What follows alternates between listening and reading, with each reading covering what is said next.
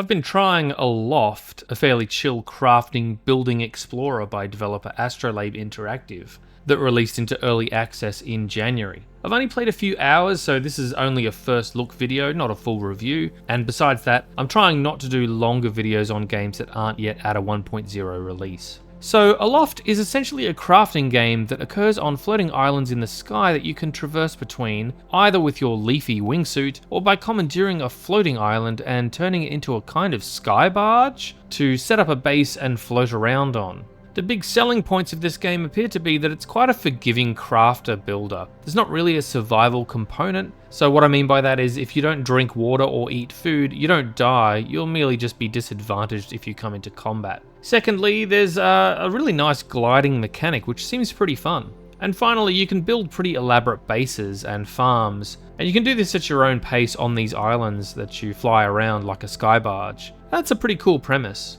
What you'll actually be doing in the game is a combination of exploring, discovering lost technologies, building a base, fighting off an evil fungal infestation across some islands, as well as restoring the ecosystems of other islands by cultivating plant and animal life.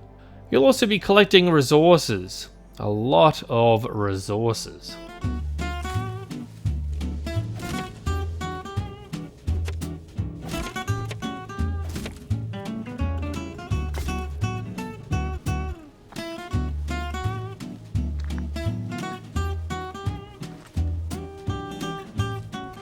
You can play solo or cooperatively, and in first person or in third person. I've only played solo so far, but I can see a number of complaints on the Steam page suggesting that it's not possible to share a base island with someone. There's always going to be one person that the island belongs to, and if they're not present in the game, the island won't be available to others. So you're going to be forced to set up your own island each and fly around together. You can forget about meaningfully building a base on one island with buddies. On the plus side, your home islands are saved with your character and your character progress, and these can be imported between as many different worlds as you like. So you can bring your solo island into a multiplayer match, which is a big advantage. It doesn't appear to be a procedurally generated world. The two worlds I played in had the same islands with the same towers and the same houses. This can either be an advantage or a disadvantage depending on your particular taste. For me, I like the procedural generation of Valheim and that sort of fun exploration, finding new things that you know are random and won't ever be in other worlds. But I also appreciate the higher level of world building that can be done by curated levels, like we've seen in Enshrouded. There are a few places that feel like ruins of houses or structures that could be used to infer more of a story, so I think this is headed down the Enshrouded route. We'll just have to wait and see if they can pull that off.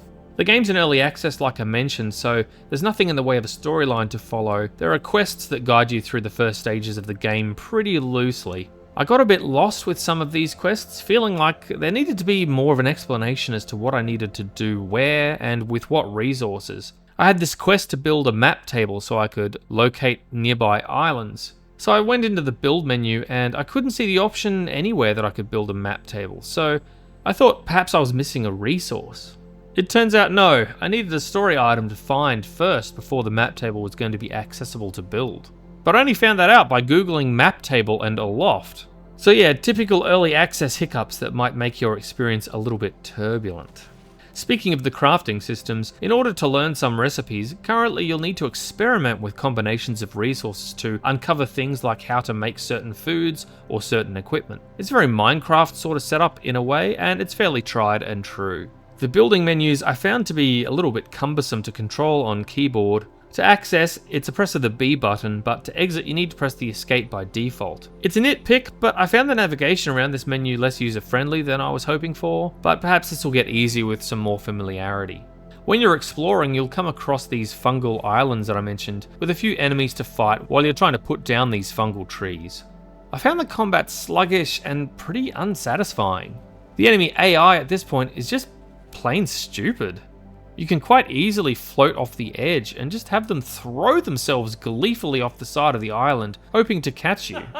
Okay, bye French fry guy! So yeah, not exactly thrilling. I encountered quite a bit of game pausing, periods where my frame rate would drop below 1 frame per second, and sometimes just a straight frame freeze that would last about 20 seconds before allowing me to continue. This was frequent enough that I have found it extremely frustrating to play. In the end, I was too impatient with the amount of pauses, and I've had to quit playing at about the 4-hour mark. So to sum up, Aloft is a pretty relaxed crafter explorer game set in the skies with floating islands that can be played solo or with friends. It's still in early access, and it sounds like it will remain there for at least a year, if not more at this stage. What's currently there hasn't been enough to entice me to stay at this point, due to the amount of stutter and the game pausing, as well as a general lack of direction for the player. It has a proof of concept feel about it more than an actual early access title. It's a work in progress, so I'll keep my eyes on the updates as they roll in, but for the moment I likely won't be back in too much of a hurry.